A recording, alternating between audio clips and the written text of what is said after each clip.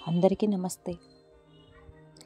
ఇంటి ముందు వేసే ముగ్గు రాత్రిపూట వేస్తే ఉదయానికి వర్తిస్తుందా, అది ఫలితాన్ని ఇస్తుందా అనే విషయం ఈ వీడియోలో తెలుసుకుందాం. చాలామంది ఉదయం ముగ్గు వేసే పని లేకుండా రాత్రి కల్లాపు చల్లి ముగ్గు వేసి పడుకుంటారు. మరి ఈ ముగ్గు ఉదయానికి వర్తిస్తుందా లేదా ఉంటుందా అనే విషయాన్ని ఈ వీడియోలో తెలుసుకుందాం. ఈ చిన్న కథను తెలుసుకునే తరువాత పూర్తి సమాచారం తెలుసుకుందాం. పూర్వం ఒక గ్రామంలో ఒక ఇంటికి చాలా దూరం ప్రయాణం చేసి అలసిపోయిన ముగ్గురు పెద్దవాళ్ళు వచ్చారు.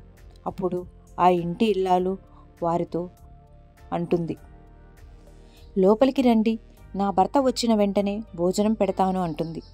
దానికి ఆ ముగ్గురు పెద్దవాళ్ళు ఇలా అన్నారు, మగవాళ్ళు లేని ఇంట్లో మేం భోజనం చెయ్యం, నీ భర్త తిరిగి వచ్చిన వెంటనే ఇంట్లోకి వస్తామని వారు బయట అరుగు మీద కూర్చున్నారు. ఇక భర్త సాయంత్రం ఇంటికి వచ్చాడు. ఇక ఆ ఇల్లాలు ఆ ముగ్గురు దగ్గరకు వెళ్ళి, నా భర్త వచ్చాడు, మీరు లోపలికి రావడానికి అభ్యంతరం లేదు కదా అని అడిగింది. దానికి వారు ఎలా అన్నారు, మా ముగ్గురులో ఒకరు మాత్రమే మీ ఇంట్లోకి వస్తారు అని నియమం పెట్టగా ఆశ్చర్యపోయింది. వారిలో పెద్ద ఆయన ఇలా అన్నాడు, నా పేరు ప్రేమ, ఇతని పేరు గెలుపు, ఈయన పేరు ఐశ్వర్యం, కాబట్టి మాలో ఒకరిని మాత్రమే ఆహ్వానించు అని అన్నాడు. ఇక వారు అలా అనగానే ఆ ఇల్లాలు వచ్చింది, దేవతలని గ్రహించింది.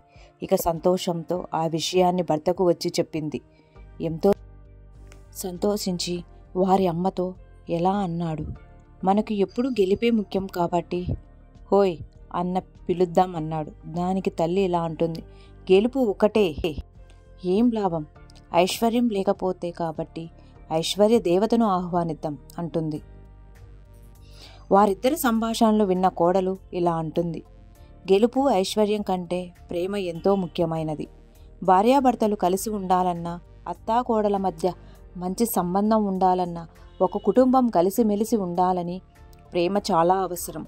ప్రేమ అనేది సుఖమైన జీవితానికి చాలా అవసరమని చెప్పింది. ఆ మాటలు నచ్చే భర్త బయటకు వచ్చి, మీలో ప్రేమ అనే వ్యక్తి లోపలికి రావచ్చు అని చెప్పాడు. ఆ విధంగా ప్రేమ అనే వ్యక్తి లోపలికి రాగానే అతనితో పాటు గెలుపు ఐశ్వర్యం కూడా వచ్చారు. అది చూసి ఇంట్లో వారు ఆశ్చర్యపోయారు. ఆ ఇంట్లో వారితో ఆ ముగ్గురు ఎలా అన్నారు, మీరు ప్రేమను కాకుండా గెలుపు ఐశ్వర్యాన్ని కోరి అంటే మిగిలిన ఇద్దరం బయట ఉండేవాళ్ళం, కానీ మీరు ప్రేమను పిలవడం వల్ల మేమిద్దరం కూడా వచ్చాం. దీనికి కారణం ప్రేమ ఎక్కడుంటుందో అక్కడ గెలుపు ఐశ్వర్యం కూడా ఉంటాయి. ప్రేమ వెనకాలే వారిద్దరూ నడుస్తారు, ఇదే ఆ భగవంతుని ఆజ్ఞ అన్నారు. కాబట్టి ఏ ఇంట్లో అయితే ప్రేమ ఉంటుందో ఆ ఇంట్లో తప్పకుండా గెలుపు ఐశ్వర్యం ఉంటాయి. ఇప్పుడు మనం లక్ష్మీదేవికి జ్యేష్ఠాదేవికి సంబంధించిన ఒక కథను తెలుసుకుందాం. లక్ష్మీదేవి ఐశ్వర్యానికి, సిరి సంపదలకు, ధైర్యానికి, విజయానికి అది దేవత. ఇక జ్యేష్ఠాదేవి దారిద్ర్యానికి దేవత. వీరిద్దరూ ఒకే చోట ఉండలేరు. ఒకసారి వీరిద్దరికీ ఒక సందేహం వచ్చింది.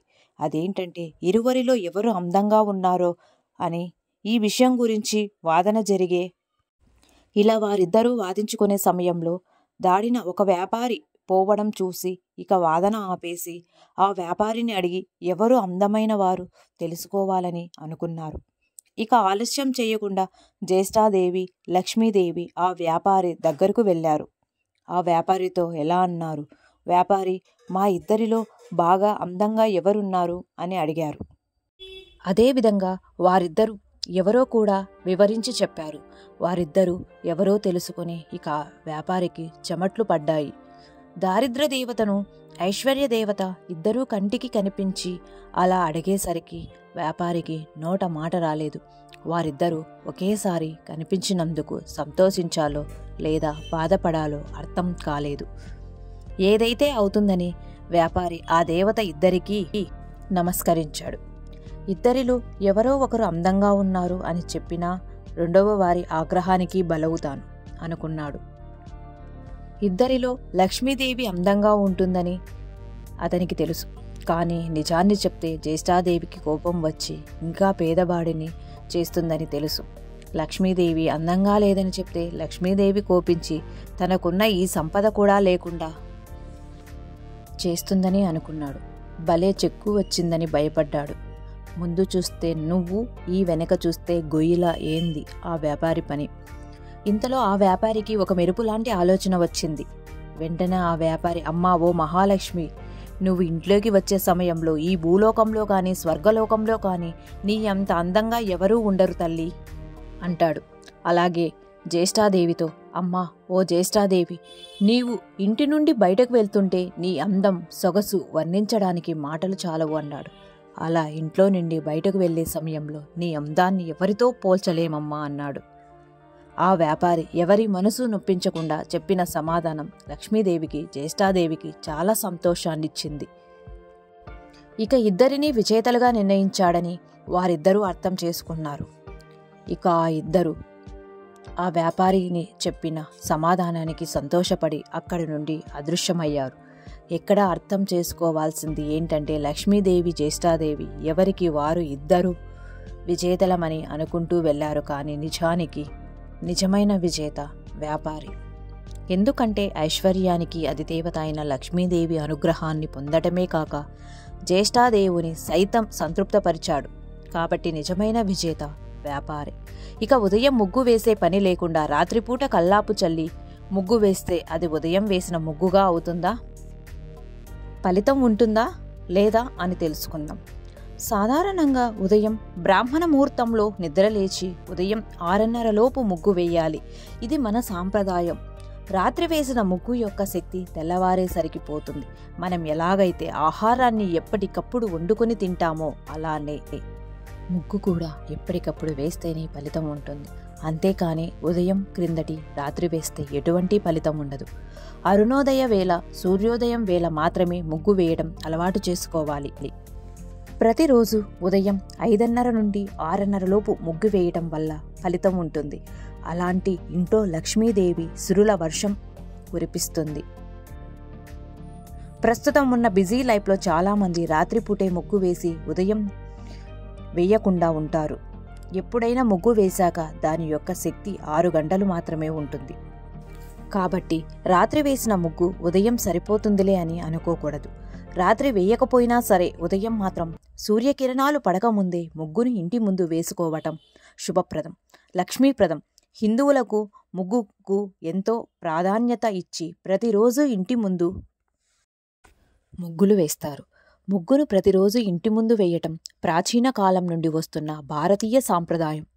ఉదయాన పేడ నీళ్లతో కల్లాపు జల్లగా ఉండగానే ముగ్గు పిండితో ముగ్గు పెడతారు. ఇలా ముగ్గు వేయడానికి ఒక పరమార్థం కూడా ఉంది. మన ఇంట్లో ఉన్న లక్ష్మీదేవి బయటకు పోకుండా ఉండటానికి ఇలా ముగ్గులు వేస్తారు. ఇలా నిత్యం ముగ్గు వేసి అలంకరిస్తే అలా ఇంటిని లక్ష్మీదేవిని దీవించి సిరుల వర్షం కురిపిస్తుంది. అంతేకాదు బయట ఉన్న దుష్టశక్తులు ఇంట్లోకి రాకుండా ఇలా ముగ్గులు వేస్తారు. కాబట్టి నిజం, ముగ్గు వేయడం వల్ల అన్ని శుభాలే జరుగుతాయని పూర్వం నుండి మన పెద్దలు ఈ సాంప్రదాయాన్ని పెట్టారు. కొంతమంది ముగ్గు వేసి చుట్టూ ఈ 4 అడ్డగీతలో గీయరు. కానీ ఇలా అసంపూర్ణంగా ముగ్గులు వేయడం లక్ష్మీదేవికి ఇష్టం ఉండదు. కాబట్టి ముగ్గును వేసి 4 వైపులా అడ్డగీతలు తప్పక గీయాలి. అలా గీస్తేనే ముగ్గు పూర్తయినట్లు లెక్క. అలాగే గుమ్మం ముందు ఓం స్వస్తిక్ మరియు దేవుని ప్రతిమలు ఉన్న ముగ్గులు వేయకూడదు. ఎందుకంటే వీటిని తొక్కితే దరిద్రం చుట్టుకుంటుంది. ఏ ఇంటి ముందు అయితే ప్రతిరోజు ముగ్గులు వేస్తారు ఆ ఇంటిని దైవశక్తులు ఎల్లవేళలా కాపాడుతాయి. ప్రతిరోజు ముందు ముగ్గు వేయటం వల్ల ఇంట్లో ఉన్న నెగిటివ్ ఎనర్జీ మొత్తం పోయి పాజిటివ్ ఎనర్జీ వస్తుంది. ఏ ఇంటి ముందు అయితే నిత్యం ముగ్గు వేస్తారు అలాంటి ఇంటి దరిదాపుల్లోకి కూడా రాదు. భూత పేత పిశాచాలు దరిదాపుల్లో రావని పురాణాలలో వివరించడం జరిగింది. ముగ్గు వేసే సమయంలో చాలామంది పసుపు కుంకుమ ముగ్గుపై చల్లుతారు. కానీ అలా చల్లకూడదు. ఎందుకంటే ఏ ఇంట్లో అయితే పెళ్లి కార్యక్రమం మొదలవ్వాలన్నా పసుపును కొట్టడంతోనే ప్రారంభమవుతుంది. అలాంటి పవిత్రమైన పసుపును కుంకుమను తొక్కడం వల్ల అశుభం జరుగుతుంది. అదేవిధంగా కొంతమంది ముగ్గుపై పుష్పాలు వేస్తారు, కానీ అలా కూడా వేయకూడదు. పుష్పాలను ఒక గొప్పెమ్మపై మాత్రమే పెట్టాలి, అంతేకాని పుష్పాల రేకులు చల్లడం, పుష్పాలు అలంకరించడం చేయకూడదు. పండుగ సమయాలలో లేదా సంక్రాంతి సమయంలో వేసే ముగ్గుల రంగును వేసుకోవచ్చు, కానీ వాటిలో పసుపు, కుంకుమ వాడకూడదు. మీ వీడియో మీకు నచ్చితే లైక్ మరియు షేర్ చేయండి.